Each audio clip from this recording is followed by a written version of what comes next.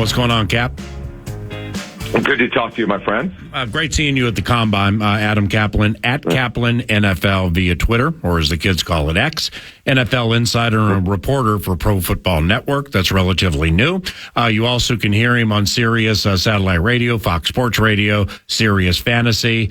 How can I be the man, you the man, you the one that's not the man with the man? Scott Farrell, at Farrell on the Grid, and so on. Works with Inside Birds with the Eagles, based in Philadelphia. He's a tennis star. He runs through his forehands. He hits the serves at the apex of the toss. And a serve and volley game, quite honestly, is John McEnroe-esque. But for the purpose of this segment, Adam is as plugged into the NFL as anybody I've ever met in all my years working in the NFL. Thank you. At Caplan NFL, yeah, you work hard at it, man, and you do a really good job. Now, Dan, I just saw this on TV, on the scroll, but then on Twitter. I just want to get your opinion on it. Dan Orlovsky, whose opinion I respect, on ESPN said the Bears should take Jaden Daniels and not Caleb Williams. And Dan generally is not one that does stuff like that to splash, to try to get the Twitter wheel to spin. But just off the cuff, what do you think of that? Yeah, so basically, depending on which scouting people you speak with, Daniels had the best tape of himself, Drake May from North Carolina, and Caleb Williams, who's the presumptive number one pick, going to the Bears. So, yeah, I don't have a problem with it. And look, we've talked now for 23, 24 years. Yeah. NFL people evaluate by coaching tape. That's the all 22. Yeah. My understanding from talking to scouting people is Daniels has the best tape from last season. That doesn't mean he's going to go number one, because the Bears have to make that decision. I still, I've been talking about this now for 2 months. I've always felt it would be Williams, but the more scouting people I talk to, if we're just going by last year's tape, it would be Daniels. It's going to come down to what the Bears think, not only of Williams' tape, if it's going to be him. It's the whole package. Why did he transfer? Why did he not play as well? You got to get through all that. That stuff matters. All right. Well, like Caleb Williams, in kind of low key, passive aggressive fashion. He's been the guy where people are concerned, like, well, what if he doesn't want to play for you, and what's going to happen there? Maybe Caleb and his representation, or his father, or whomever, maybe he's like kind of known along the way, I might not go first. And no, I don't want to play for Washington. And no, I don't want to play at FedEx Field. And I don't want to deal with that whole thing. And I know they have new ownership. Maybe he kind of knows, like, hey, I might not go first here. You think there's any creed to that? Well, he did say, look, he addressed that subject about him not wanting, by the way, to go number one in Chicago. He said, well, whoever has it, he's happy to go to, which he should say. Yeah. It's fascinating, though. You and I have done these segments now for 23, 24 years, and I'm not saying it's wide open at all. It's just there's kind of mystery what the real pecking order is. Big time. And and then, by the way, if there's a surprise, let's say hypothetically the Bears, who, by the way, have two first-round picks. They have theirs, of course, and then they have the Panthers, which is the first pick. What if they shock us and trade down? This is the team that made the big trade last year. And by the way, talking to the teams involved last year, one source involved said 75% of the way that deal was done. The big holdup was DJ Moore, who the Bears insisted on in terms of that trade getting consummated. That got consummated the next week. Yeah. So, and then, by the way, look, the Bears are having talks with teams. This is why you get face-to-face time here. And it's going to be fascinating to see what happens. I agree with all that. And you've been to what? How many combines you been to? 23, 24? Yeah, this is my 23rd, yeah. Jeez, 23. Was my first one. Yeah, and I think I just completed 13 or 14, something like that. But what I really enjoyed about this year, mostly, is, now granted, there were more radio shows and tables, and it just continues to just become more of a clomp from a certain standpoint of actually executing your job, but that's okay. That's part of it. It's very popular. Is I just learned, because maybe I didn't realize it in 2011, the first combine Charch and I went to, was when there's quarterback intrigue, and when there can be a lot of quarterbacks who might be good in the NFL, the combine takes on a different feel, doesn't it? It does, yes, because you get more information. By the way, look, just so you know, the Bears most likely already know what they're going to do at number one if they keep it. Yeah. But what I've learned from talking to GMs over the years, you never turn teams away from calling you. You always want to listen because if someone blows you away, something that you weren't expecting. 100%. Look, the Panthers last year did not want to give up DJ Moore. That they knew if they were going to be able to get Bryce Young, we could all debate whether that was a good decision or not. I know they're very happy with him, talking to them about it, but that was the deal breaker. And we'll see. And the Bears, by the way, the Vikings obviously in the same division. They weren't very good last year. But, man, with all these draft picks, these are two drafts where they could really rebuild this roster, which needs a lot of work. Adam Caplan, NFL reporter, and also with Pro Football Network, Sirius Satellite Radio, and so on. At Caplan NFL via Twitter. You won't find better when it comes to being first and foremost with this news. So, it's I didn't have concrete steam. Well, Justin Fields is going to be traded. Okay, would you say yes, he will be traded? The chances are very high, yes. Okay. Because they're going to draft their franchise quarterback. So, right. Yes, that's the most likely scenario. And it's not because Georgia native, I'm getting nostalgic with that or anything. Like Cousins' wife is from Alpharetta, and, he's back there a lot. So, Atlanta with Cousins makes some sense, too. But I was just kind of thinking with the speed they have, trying to get something out of Kyle Pitts, Bijan Robinson, super fast, that the speed of Fields there, might really be nice on that surface. Well, then before I left yesterday, I was told that the Falcons like Cousins more than Fields, and quite honestly, it's not even close. So now it doesn't mean that person has to be right, but do you think Justin will or will not be traded to Atlanta? Here's the reason why I don't think it happens, and again, it's just a hunch. Zach Robinson's their offensive coordinator. Mm-hmm. Okay, Zach Robinson's their OC. They run a West Coast offense. It doesn't really fit. Yeah. Justin Fields is not that type of guy. This is completely different We're in trouble. than anyone that Zach Robinson's worked with before. So, okay, you never say never. They need a quarterback, and they're going to get one way or the other. Yeah. That's the thing. And then here's the thing with Justin Fields. You have to run a specific style of offense for it to work. It's not going to be for everybody. Right. Well, okay. Well, who would run that? Who would run that for Justin? Justin found a swivel, if you want to call it that, last year, but it's not exactly the swivel where it goes through reads 1, 2, 3, and 4. I still think he has dramatic limitations with scanning the field, but he runs like the wind, and there is room for his skill set in the NFL. Okay. Well, do you think the Raiders want to play that way? Well, by the way, the guy who coached them for the past 2 years, Luke Getsy's with the Raiders. Oh, great. And by the way, Antonio Pierce wants to run the football. They're going to be a running team. As long as Antonio Pierce, by the way, I work with at ESPN, know him a little bit. Yeah. He's another defensive head coach. You saw how they made a playoff push. They didn't get in, but they tried to push for a playoff spot by not throwing the football. So they're going to be kind of conservative with their outlook at the quarterback position this season. I don't see anything super dramatic. It is hard to put Fields in. Look, it makes a lot of sense from a talent standpoint. Fields, by the way, throws a beautiful football. Got a rocket of an arm, 6'4", 6'3". As you said, can move, but he's not going to be for everyone because you have to play a specific way with him to make him feel comfortable. That's not going to be for everybody. Oh, that's beautifully put. I like how you laid that out. Any Vikings team, Cousins team? McCartney is agent. He has the same agent as the new quarterbacks coach, Josh McCown. And McCown was with Drake May in Charlotte in high school, everything you've probably known for months. Vikings team, you have any? And by the way, also Josh Dobbs is a free agent. What are the chances? So, yeah, it's look, both teams want to be back with each other. It's an interesting situation because Cousins, as you know, before he got hurt, was absolutely phenomenal. And then he tears his Achilles. He does turn 36 in August. And they've looked at Mike has done deals. McCarty's done deals with them for many deals with them, not just Cousins. He's done many deals with Vikings players over the years with Rob Brzezinski. Yeah. So the two men know each other. They'll find a medium. It's just what's the structure going to look like? Because one thing I would warn fans is just if this does get done, and obviously the chances are pretty good, not a lot, but both teams want to get this done.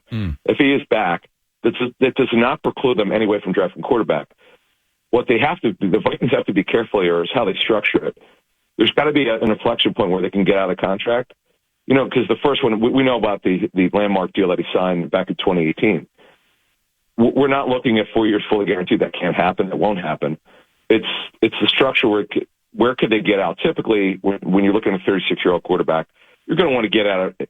You're going to want to get out of the deal after 2 seasons because of his age and typically where these guys drop off. Though it is the position where guys have played extremely well around the NFL in their late 30s. All right, 45 seconds, you get it all.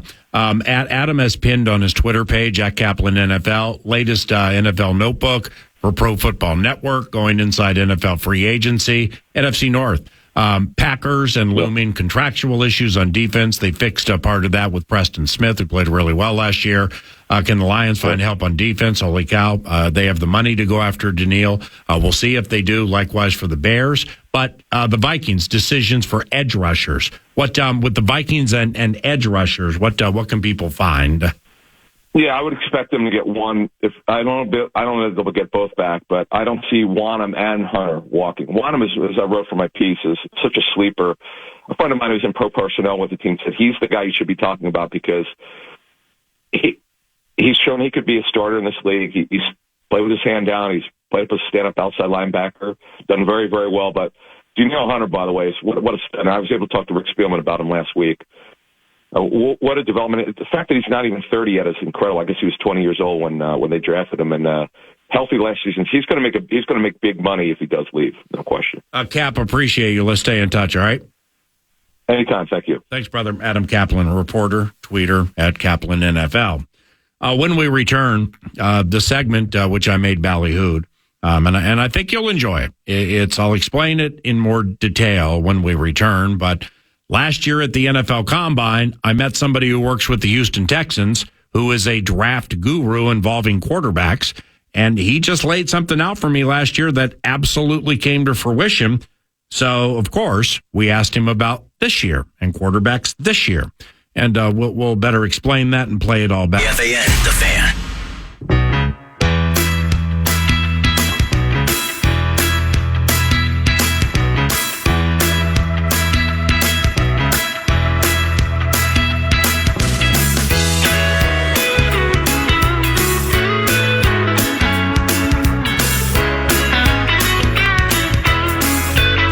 22 minutes past the hour. What's going on? 9 to noon is in the air on a Thursday, Friday football feast tomorrow. Eric Nordquist produces, and I'm Paul Allen. Began the radio show having been back from Indianapolis for less than a day, but there at the Indianapolis Scouting Combine, just wondering if anybody have any questions. Like any questions, just got back from the Combine. Spencer Rattler, I discussed him a little bit. You're going to hear markedly more about him from Houston draft guru and a new friend of mine, which means if he's a new friend of mine, he's a friend of ours because he will be on the radio talking about quarterbacks I sat down with Texans TV last year, all right, into the 2023.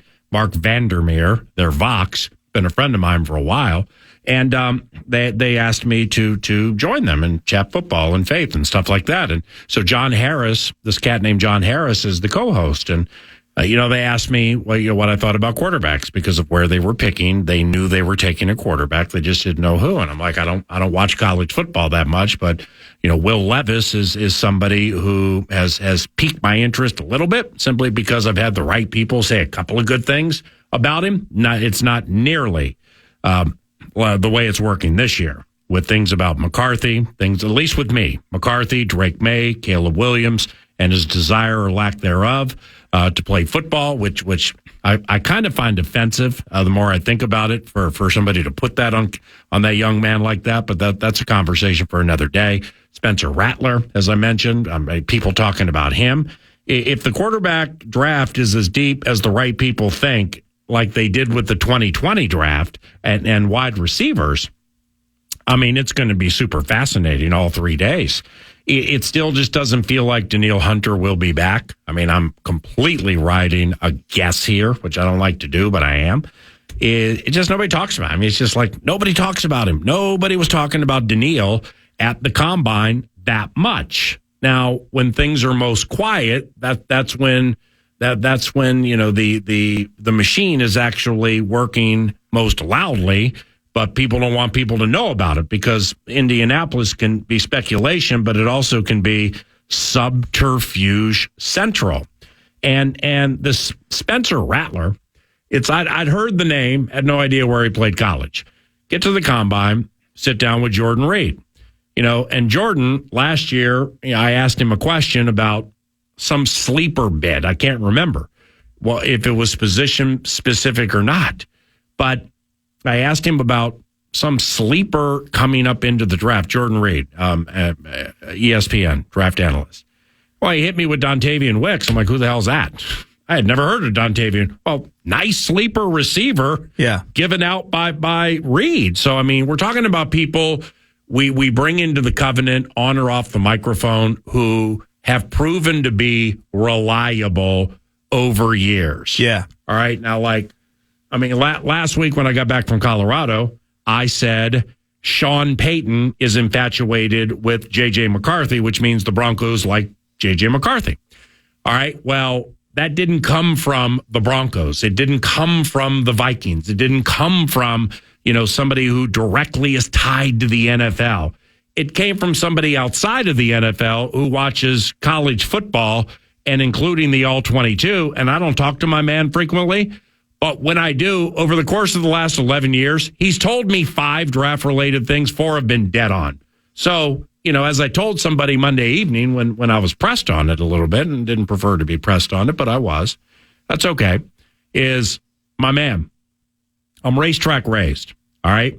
So, I've worked in horse racing for more than half my life. When you get somebody who touts 5 times and 4 of them win, I don't need to open the racing form to look at the next one. Where's the window? Here's the 100. Yeah. And if it loses, it loses. But still, the track record is going to, over the course of time, that matters to me. And, so therefore, specifically, with some things over the last about 4, 5, 6 days, I'm not backing off that take about the Broncos. And in fact, I'm going to amplify it the closer we get to the draft. So from that through John Harris, who we're about to hear, lack of Daniil conversation, Toledo corner guy being the next Sauce Gardner. But where's Jerzon Newton going to get drafted? Early second round because, he got suspended for a game and he was a problem in class and all that. Really? Okay. You go ahead. You think that, I said this the other night to somebody, and I'm like talking like this to people who watch college football film and I don't. But I was kind of like, really? I mean, this 3 techniques are kind of the new quarterback, man. People are looking for 3 techniques who can rush. And that's him. That ain't nobody. There's no way does he go past 20 or like second half of the first round. And maybe he will, but so that's kind of how the whole thing worked out there, man. But the Spencer Rattler thing, you asked me earlier. What is the one name or one thing that I left Indianapolis, wide-eyed? And it's South Carolina quarterback Spencer Rattler. Yeah. And it was somebody who works in the NFL, not for the Vikings, talking about, I don't know who Spencer Rattler is. I don't know if he's talented. I don't know if he cut class. I don't know what the guy's deal was, if he's cocky or whatever, but I guess he's super talented.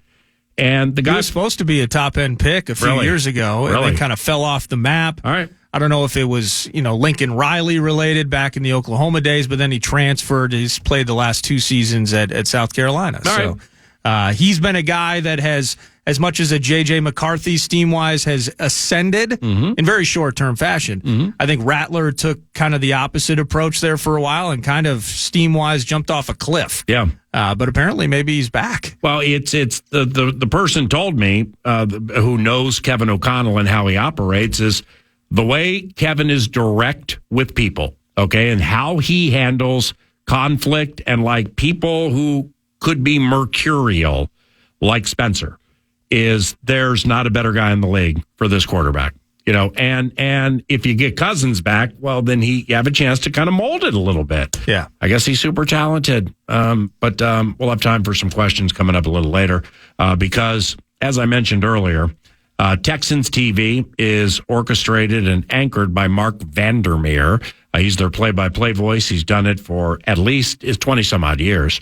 And he does Texans TV. Now, next to him is a cat named John Harris, who last year laid out for me with Bryce Young, C.J. Stroud, and Will Levis. You cannot analyze rookies and how their seasons would go first year better than this guy did.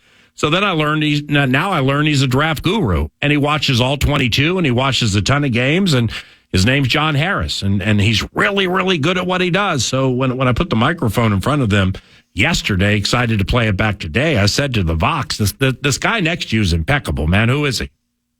lives in a cave and studies film all day. John Harris, draft guru, but he's much more than that, Paul. He knows everything about the league and everything about college football. We'll be doing a 16-hour draft show. He refuses to come off the air ever. And you get to the 5th round and somebody's drafting like the backup left tackle from Missouri, and he can tell you everything about the guy's family. It's amazing. Right.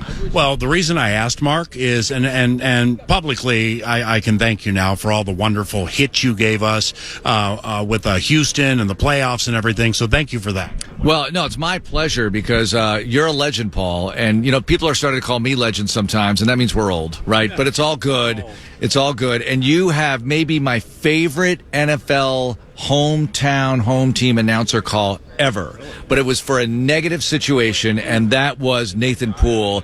No! It was so good because that's what it's all about. People are going to say it's about the wins and everything, and it is, but that moment where the Vikings got knocked out of the playoffs, to me, was so well described by you. The pain. I just thought it was an amazing call. Well, you're very nice. Thank you. And it was my second year, so much more raw and unfiltered than now.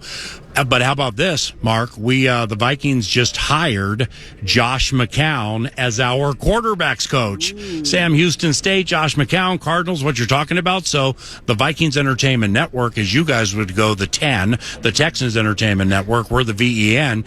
We're going to do something with Josh McCown and myself, like doing a recreation of the call, but it's so weird. I interviewed Dave McGinnis, the analyst for the Titans Radio Network, a couple of days ago and talked to him about that game. He was the coach of the Cardinals that game, Emmitt Smith's final NFL game, and we started going down the road of Josh McCown, and then I read on Twitter later in the day, the Vikings have hired Josh McCown as quarterbacks coach, so it just shows you how strange and what a common thread it can be. But John, with all due respect to Marc Vandermeer, Elite Vox in the NFL.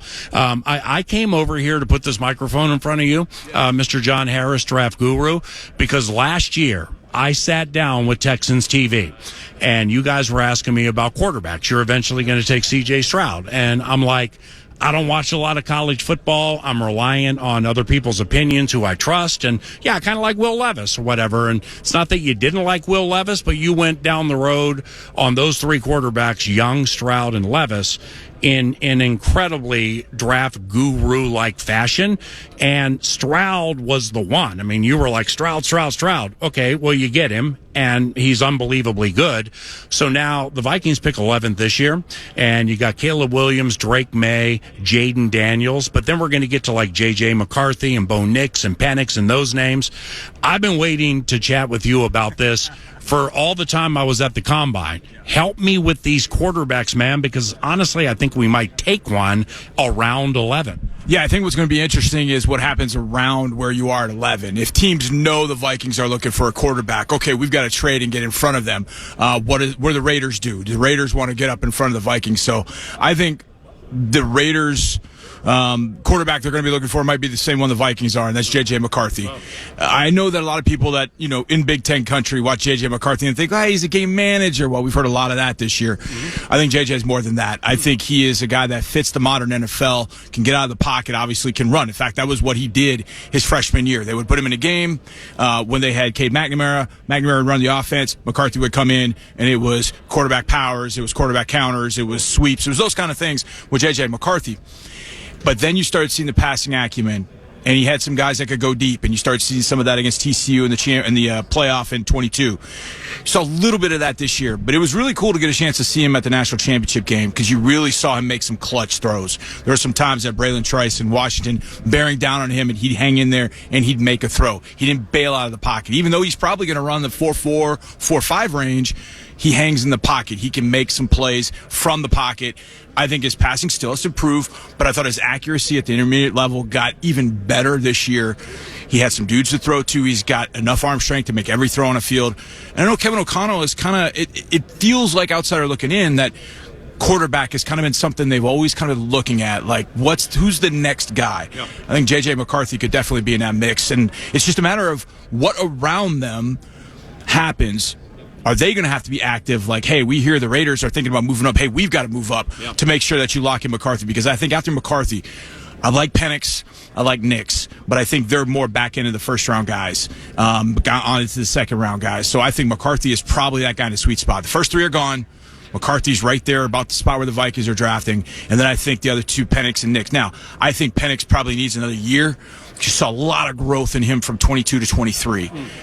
If you get to let him sit, kind of do the Mahomes thing for a year, if you can do that, and then let him take over after a year, I think Penix is going to be a phenomenal talent in the NFL. Now, Marc Vandermeer, with Texans TV, how much do you let him talk? I mean, that was unbelievable.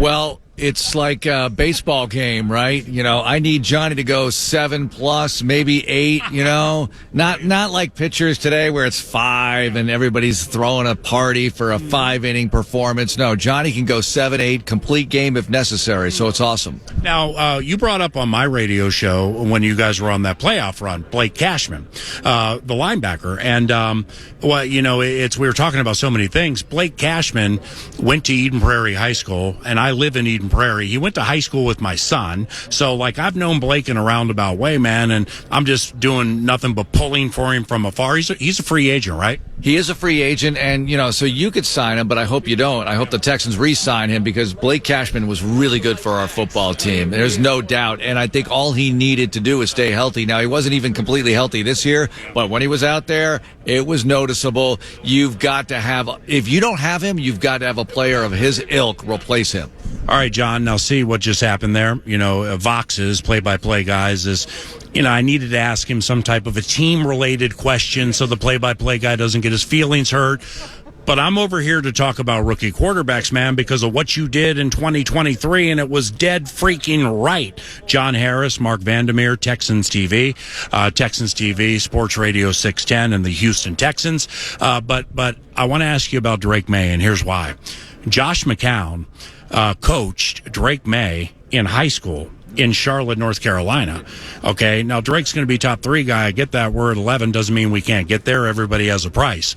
Drake May, what do you think? Drake May ends up in Minnesota. It's going to be a battle. In fact, the player that I have actually comped to Drake May is Jordan Love. Size, arm strength, can make a play out of nowhere. And really, you don't find 6'5", 220 that are as mobile as those two are. A lot of times, back in our day, we'd watch Dan Marino. We'd watch 6'5", 215-pound quarterbacks. They sat in the pocket. Drew Bledsoe. They stayed in the pocket. Jordan Love and Drake May won't do that. If the Vikings get up to number 3 for Drake May, or even number 2, and get a guy get Drake May, I think that sets the Vikings on a course with JJ. Got to figure out what his contract situation is going to be with Jordan Addison, Hawkinson. And now you got Drake May slinging it to him. I mean, that's going to be as fun an offense with Kevin O'Connell leading it. And now Josh McCown as the quarterback's coach. I love Drake May. Now, here's your trivia question.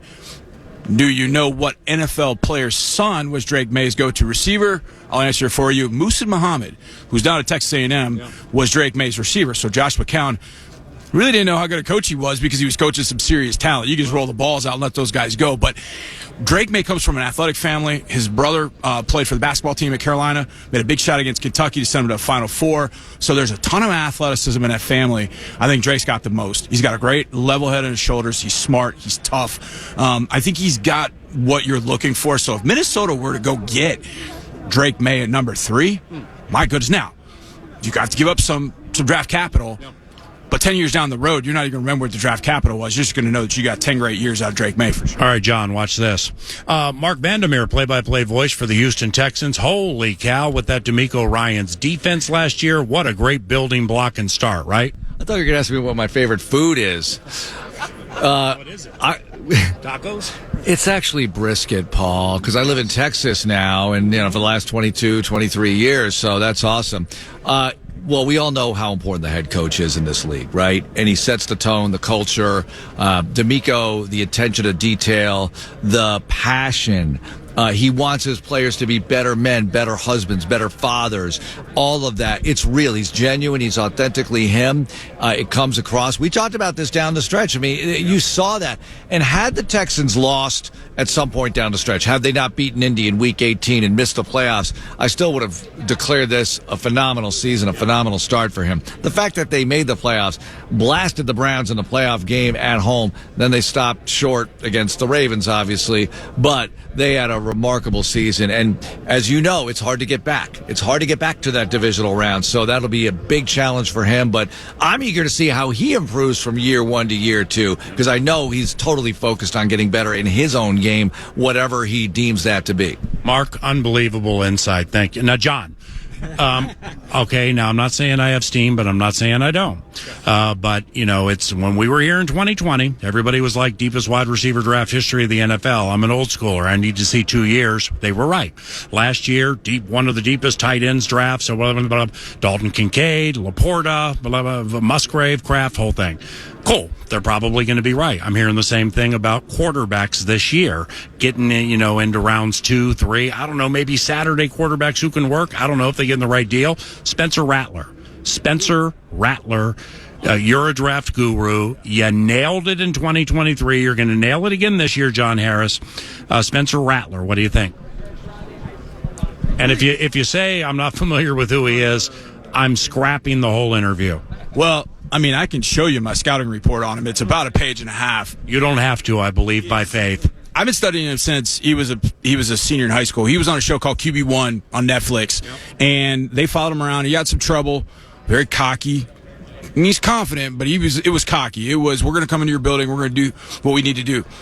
I've talked to Gerard Johnson, who was with Elite 11. I think you guys know Gerard. Gerard was around Elite 11 when Spencer just tore it up in 2019, I think it was. 2019, 2020. I think it was 2019. Anyways, I know. So I needed to see him. I was like, okay, I got to watch this guy. Wow, he can make every throw on the field. Now, he's not big. He's 6 foot. He's 205.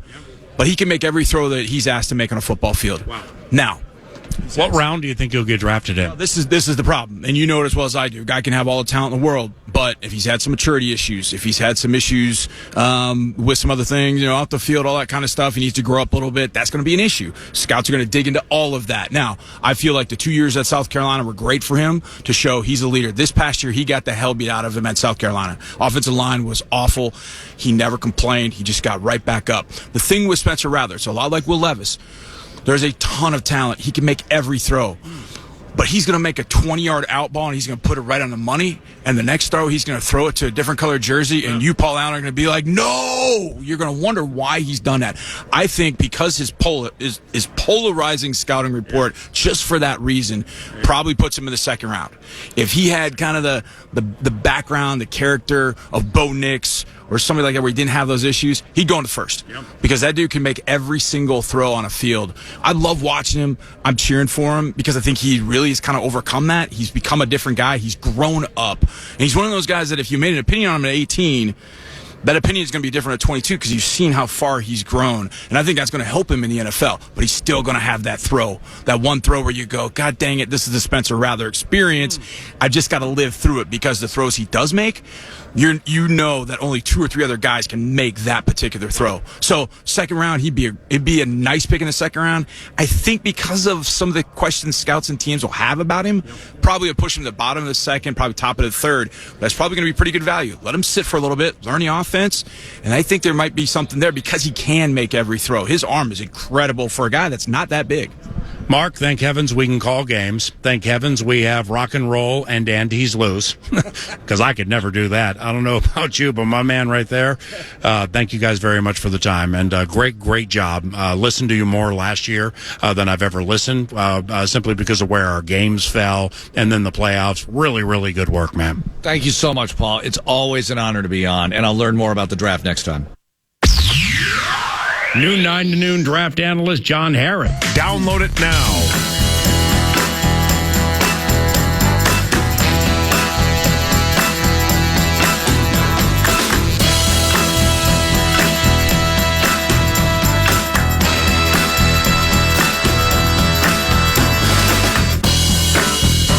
Big one for the Minnesota Wild this evening.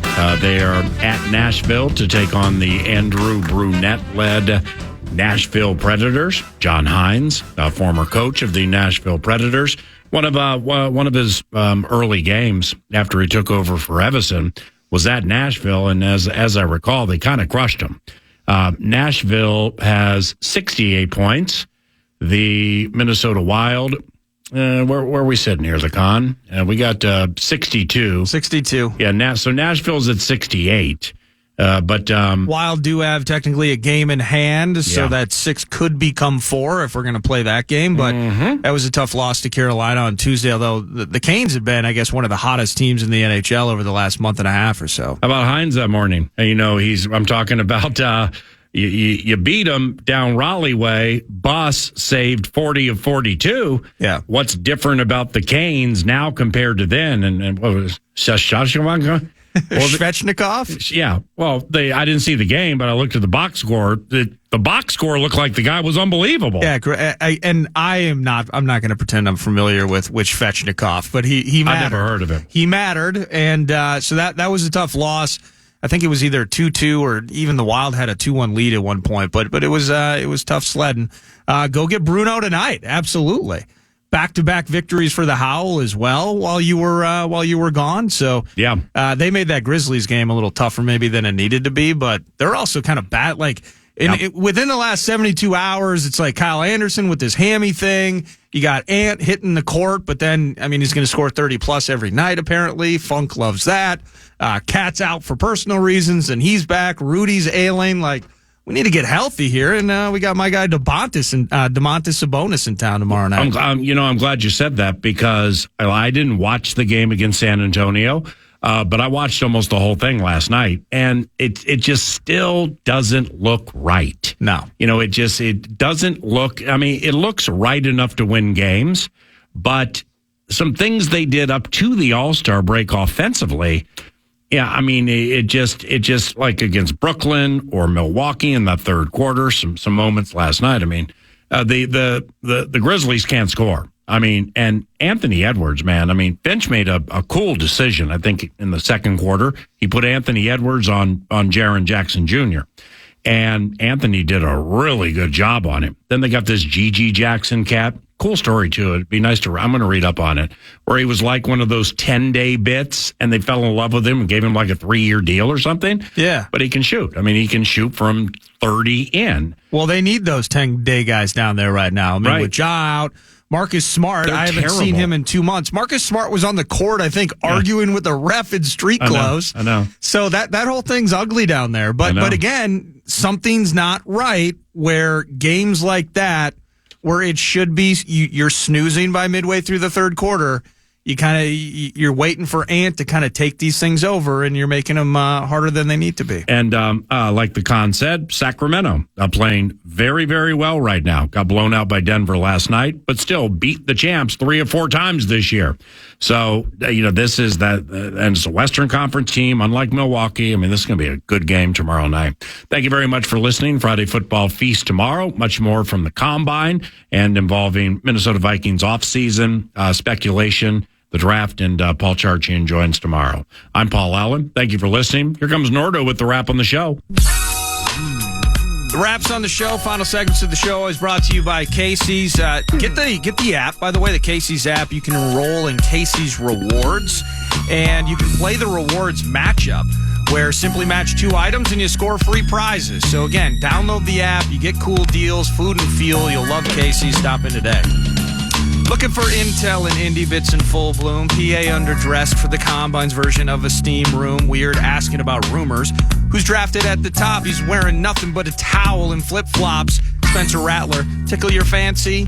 Looking for a mid-round gem? Maybe he can be. But for others, hearing that, they're quite deflated because the thought of Kirk coming back, they're very jaded. Combine, House of Subterfuge. Maybe the Bears prefer the kid from Baton Rouge. How much does the USC cat really want to play? Meanwhile, everyone basically says the same things about Drake May. Back from Indy, what did we learn? Well, the team still has needs, few dollars to burn. Caplan still searching for a good vegan meal, and all that talk, zero vibes on Daniil. Oh my God, Kirko, chill. Podcast today, back to previous show and interviews by going to the iHeartRadio app